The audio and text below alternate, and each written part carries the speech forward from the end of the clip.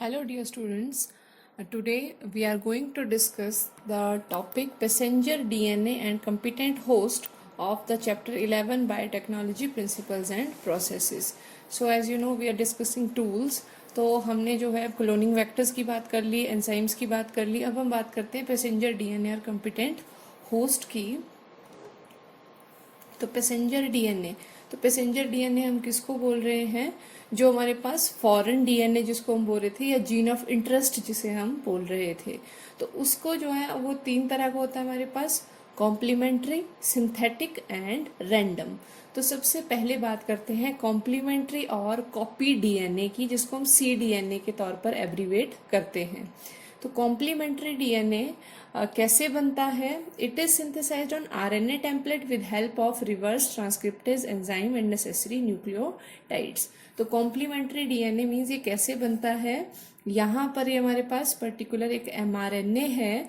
इस एमआरएनए से जो हम क्या बनाना चाहते हैं? डीएनए बनाना चाहते हैं. मीन्स अपना जीन ऑफ इंटरेस्ट बनाना चाहते हैं, क्योंकि डीएनए ही है जो आगे वेक्टर के साथ जो है वो लाइगेट करेगा. तो इसलिए हमने अपना जो इंसर्ट है वो कैसे बना रहे हैं? हम एमआरएनए से बना रहे हैं. तो एमआरएनए में हम एंजाइम यूज करेंगे. कौन सा? Reverse transcriptase enzyme, because we know this enzyme has the capability to form DNA from RNA. तो अब जो हमारे पास क्या होगा, जब इसकी हेल्प से, एंजाइम की हेल्प से ट्रांसक्रिप्शन यहाँ पर जो है डीएनए बनेगा.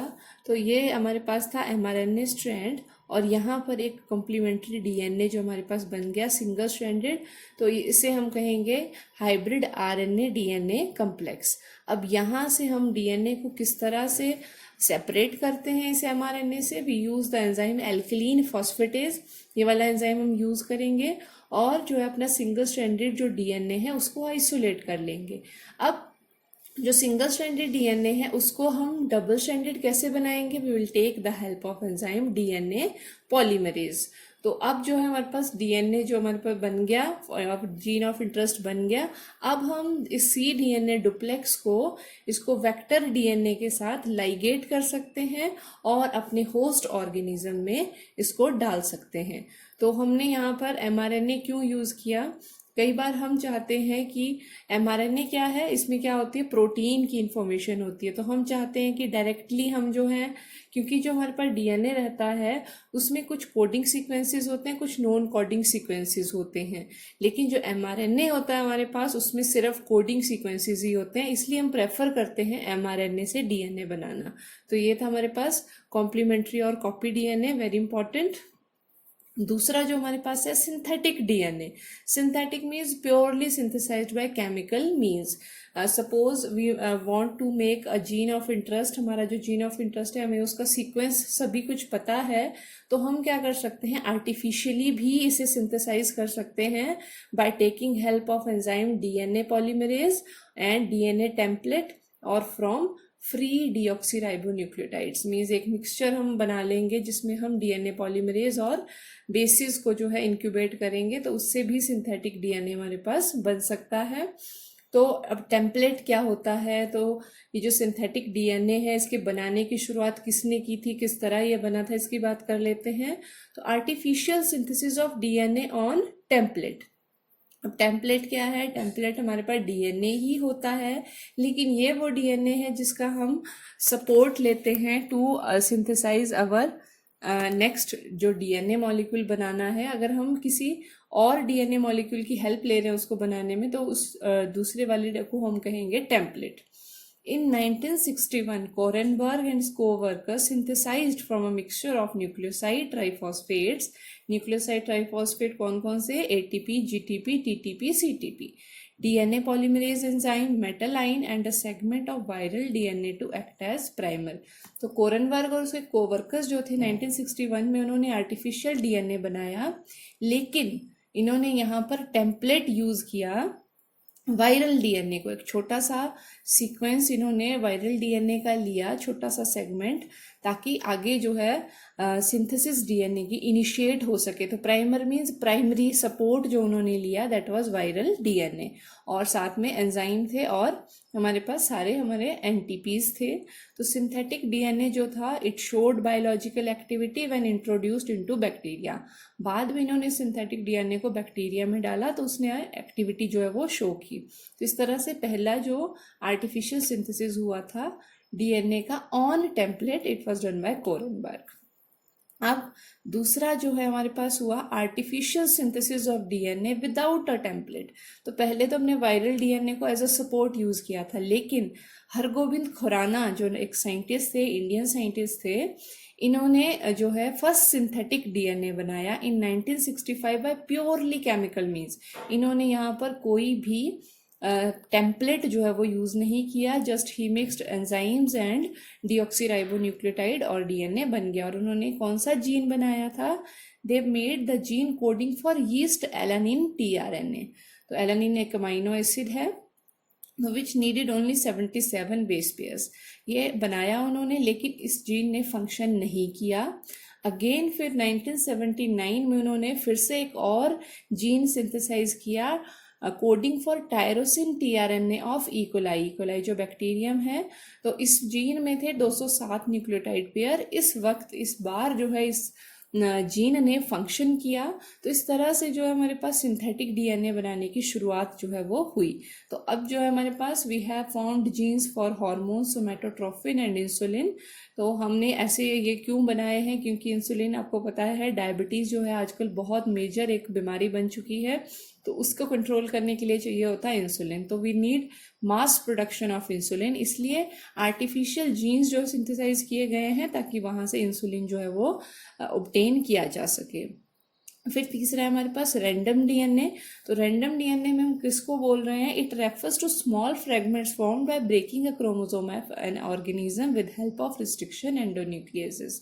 तो रैंडम डीएनए में हमने किसको डाला है? किसका कि हम जो है किसी ऑर्गेनिज्म से, लाइव ऑर्गेनिज्म से जो है वो क्रोमोसोम जो है ब्रेक करके उसका अपना डिजायर्ड डीएनए फ्रेगमेंट उससे जो है निकाल रहे हैं। तो एक तो हुआ एमआरएनए से बनाया, दूसरा जो है सिंथेसाइज किया आर्टिफिशियली, तीसरा जो है वो ऑर्गेनिज्म से, लाइव ऑर्गेनिज्म से जो है वो रिमूव किया with help of enzyme restriction endonuclease. फिर बात करते हैं कॉम्पिटेंट होस्ट की for transformation with recombinant DNA. अब हमारे पास जो है फॉरेन जीन ऑफ इंटरेस्ट की भी हमने बात कर ली, वो कैसे कैसे बनता है। अब चाहिए हमें competent host. Competent host means ऐसा host which is ready to receive DNA. DNA को रिसीव करने के लिए वो रेडी है। तो DNA is a hydrophilic molecule and cannot pass directly through cell membrane. Therefore, certain treatments are made in host cells so that they become competent to take up DNA. तो जो हमारे पास sales होते हैं, host जो sales हैं जिनमें हमने foreign DNA जो अपना इंसर्ट करना है, तो वो हमेशा ही डीएनए को एक्सेप्ट नहीं करते। तो कुछ प्रोसेसेस ऐसी की जाती हैं जिससे जो होस्ट सेल है वो तैयार हो जाते हैं डीएनए को गेन करने के लिए।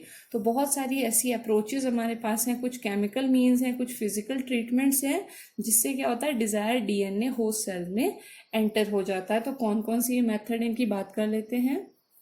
तो केमिकल मेथड में सबसे पहले बात करेंगे जो हमारे पास cell DNA molecule cannot be forced to enter into the host genome only in the cells which do not possess cell walls. तो हमारे पास जो होस्ट सेल्स होते हैं जिनमें सेल वॉल्स होती हैं, जैसे फंगल सेल्स हैं, प्लांट सेल्स हैं, तो उनमें सेल वॉल्स होती हैं, उनमें डीएनए को इंट्रोड्यूस करना काफ़ी मुश्किल काम हो जाता है। तो सबसे पहले उन सेल्स को कॉम्पिटेंट बनाने के लिए हम केमिकल यूज़ करेंगे। तो सेल वॉल सबसे पहले रिमूव की जाती है with help of suitable enzyme. Plant cell है तो सेलुलेज, और फंगल सेल है काइटिनेज, इसी तरह से और भी। तो अब जो हमारे पास सेल वॉल जब रिमूव हो जाती है तो उसे हम कहेंगे प्रोटोप्लास्ट। प्लांट सेल है सपोज, उससे सेल वॉल को जब हम रिमूव कर लेते हैं तो इंटरनल जो मटेरियल होता है उसको प्रोटोप्लास्ट बोलते हैं। तो ये जो प्रोटोप्लास्ट है इनको मिक्स किया जाता है with molecule of linearized plasmic DNA containing the foreign gene. अब इनको मिक्स कर देंगे हम। The two are mixed in a transformation medium rich in Mg2 positive ions following which 20% polyethylene glycol solution is added. तो सबसे पहले cell wall remove की plant cells की, फिर प्रोटोप्लास्ट को मिक्स कर दिया मैग्नीशियम आइंस और पीईजी सोल्यूशन के साथ। तो जब ये ट्रीटमेंट हो जाता है फिर पीईजी कंसंट्रेशन को रिड्यूस किया जाता है और CF2 पॉजिटिव कैल्शियम की कंसंट्रेशन को उस सोल्यूशन में एनहांस किया जाता है। तो इस तरह से जो है वो ट्रांसफॉर्मेशन होता है, डीएनए जो है वो सेल्स में एंटर कर जाता है। तो पॉलीथाइलिन ग्लाइकोल से जो ट्रांसफॉर्मेशन होता है उसकी कुछ डिसएडवांटेजेस भी हैं, क्योंकि अभी केमिकल ट्रीटमेंट्स हो रही हैं, आयंस का जो है बैलेंस इधर उधर हो रहा है। तो जो हमारे पास बहुत सेल्स सेंसिटिव होते हैं और वो जो है ट्रीटमेंट के दौरान मर जाते हैं। This method is not perfect because many treated cell do not contain any transfer DNA. कई बार डीएनए जो है उनमें जाता ही नहीं सेल्स में। तो सम टाइम क्या होता है, फॉरेन डीएनए जो है साइटोप्लाज्म में ही डिग्रेड हो जाता है before reaching the nucleus. So next method is electroporation method, that is introduction of DNA into plant cells by making minute pores in the plant cell membrane. So इसमें क्या होता है, there is a suspension of plant protoplast in a suitable ionic solution containing linearized recombinant plasmid DNA. तो इस process में हम क्या करेंगे, this is the plant cell, इसकी प्लाज्मा मेम्ब्रेन ये सेल वॉल है। जैसे मैंने पहले कहा था सेल वॉल को हम रिमूव करेंगे तो उसको हम फिर कहेंगे प्रोटोप्लास्ट। अब हमने जो है उसमें ऐड कर दिया फॉरेन डीएनए, तो प्रोटोप्लास्ट प्लस फॉरेन डीएनए। अब उसके बाद नाम है electroporation, means electric shock, electric current apply करने से यहाँ पर क्या किया जाता है, प्लाज्मा मेम्ब्रेन में पोर्स इंसर्ट किए जाते हैं, इंट्रोड्यूस किए जाते हैं। तो जैसे इलेक्ट्रिक शॉक जो है वो इंट्रोड्यूस करेंगे हम, ये जो इलेक्ट्रिक शॉक होता है it can be low voltage long pulses, थोड़ी वोल्टेज की लॉन्ग पल्सेस रहेंगी या हाई वोल्टेज की शॉर्ट पल्सेस रहेंगी। तो इस तरह से जब ये इलेक्ट्रिक शॉक आता है तो जो हमारे पास प्लाज्मा मेम्ब्रेन होती है उसमें कुछ पोर्स जो है वो जनरेट हो जाते हैं। इन पोर्स में जो है वो डीएनए जो होता है फॉरेन डीएनए वो इम्बाइब कर जाता है सोल्यूशन में, इनमें चला जाता है। इसके बाद जो होता है ये टेम्परेरी जो पोर्स बने थे ये बंद हो जाते हैं और डीएनए जो है हमारा वो सेल के अंदर चला गया। तो treated protoplast are then culture to obtain cell colonies and plants and this method is called electroporation.